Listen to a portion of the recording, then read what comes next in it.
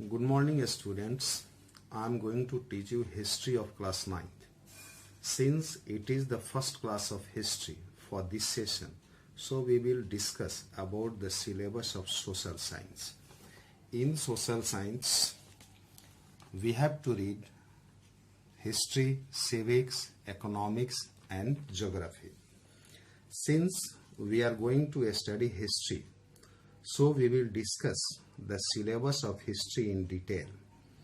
In history of class 6, 7 and 8, we studied Indian history. But in class 9th, we have to study world history. In history of class 9th, we have to study 5 chapters.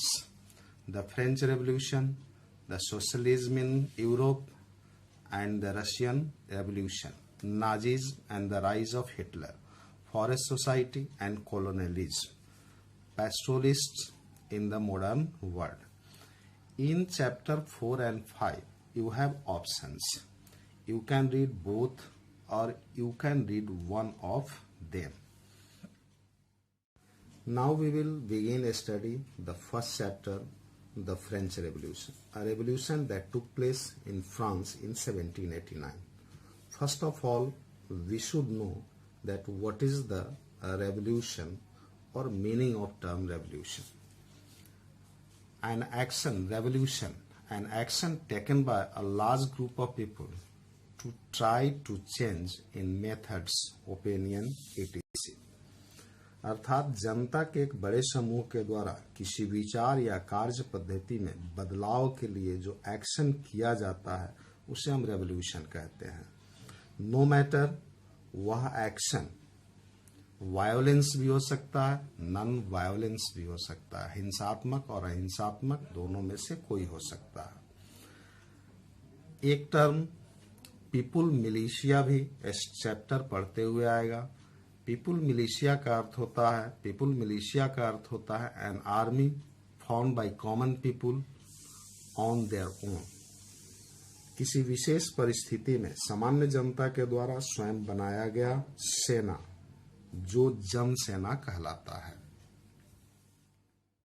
On the morning of 14 July 1789, the King of France ordered his troops to move into the city of Paris. During that, rumors spread that the king would soon order the army to open fire upon the citizen.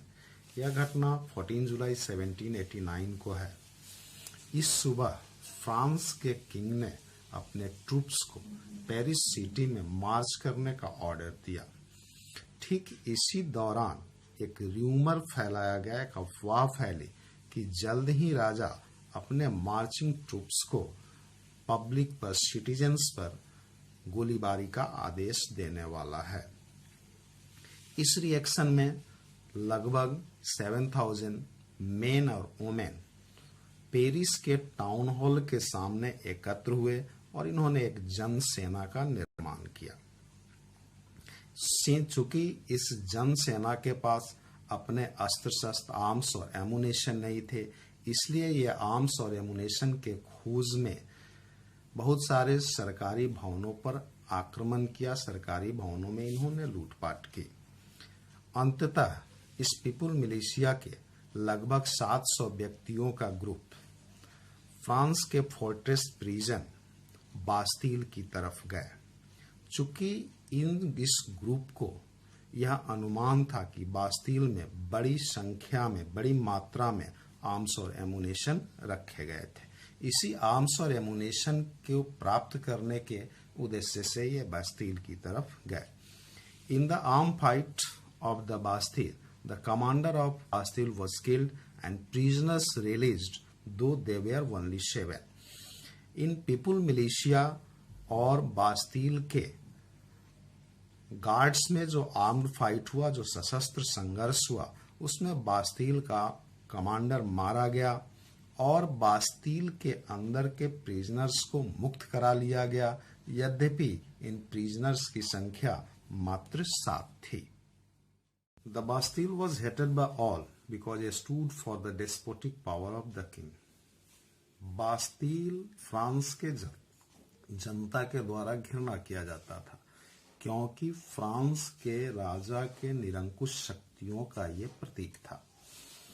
The fortress were demolished, its stone fragments were sold in the markets to all those who wish to keep the souvenir of its destruction.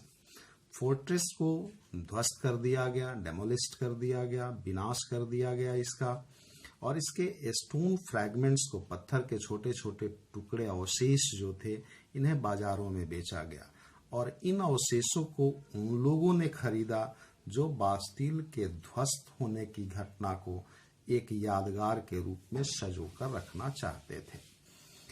After the destruction of the Bastille, there were riots in Paris and the countryside. Here, most people were protesting against the high price of bread.